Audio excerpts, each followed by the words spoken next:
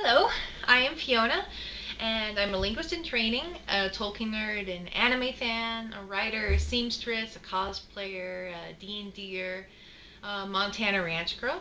Oh, I'm married, and what am I missing? Oh yeah, I'm a lifelong atheist. What I mean by atheist is that I find the arguments for the existence of any gods to be unconvincing, and I'm waiting for some scientific proof. I grew up in an atheist, religionless family, and for a long time I viewed religious tales as fairy tales on the same level of reality as Winnie the Pooh. Even back then, I enjoyed using the characters and settings to tell my own stories. In fact, I have a picture painted by an uncle of mine, one of the stories that I told him. See? It's got um, Ariel from the Little Mermaid, Jesus, and me swimming in a lake. Um, I like to think of that as an early precursor to fan fiction, or actually my first recorded fanfic. Um, as I grew older and able to read, I loved reading folk tales from all over the world. Eventually, having a lot of religious friends, I decided to read the Bible. Everyone would tell me that it's really difficult to read, that the English translations are really dense. Um, well, I'd already read Lord of the Rings and the Silmarillion, so I figured I could handle it. Uh, they also told me that it's almost magical in the way that it would inspire joy in their hearts. Well, so I started reading it, and I enjoyed the creation tale. It's really similar to ones in the area, so that wasn't a surprise. The genealogies were really boring, and I suggest you skip them. Um, uh, in general, it was okay. There was the typical violence and revenge fantasies and magic that's like everywhere in folk tales. But then I got to Exodus.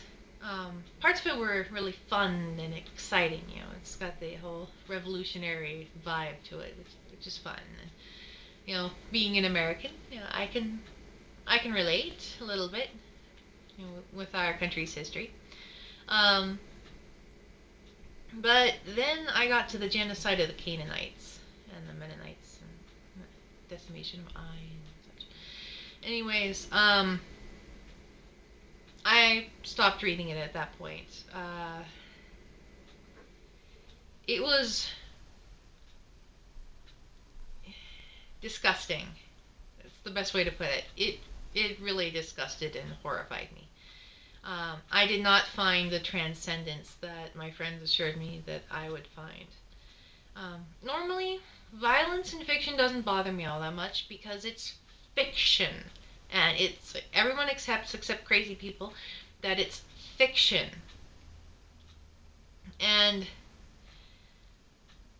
people believed that these atrocities had happened and that they were good, and that really disturbed me.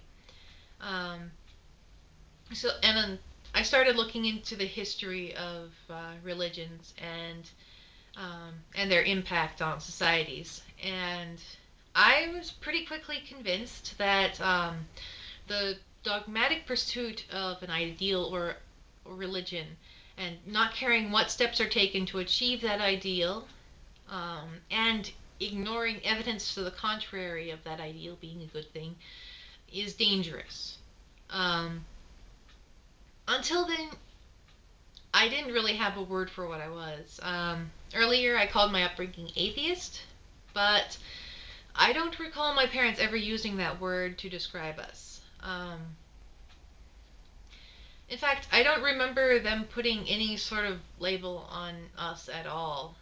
Um, so I researched on the internet and I found that the term agnostic atheist fit best. And that described my point of view on the idea of gods. And secular humanist is how I approach morality. And skeptic is how I approach belief in general. Um, so I started talking with my Christian friends about this because it kind of scared me a little bit. Um, and to my surprise, they had no idea that all this horrific, graphy gore was in the Bible. Um, they had never read it, and the more I studied and questioned them on this topic, I learned to my great relief that their religion was not the religion of the Bible. It's Christian flavored good meats. Cutting out all the naughty bits that conflict with secular morality. And to be honest, that doesn't really bother me. I much prefer this Christian flavored religion like product to the extremes that exist elsewhere in the world. Um, Here's something to think about.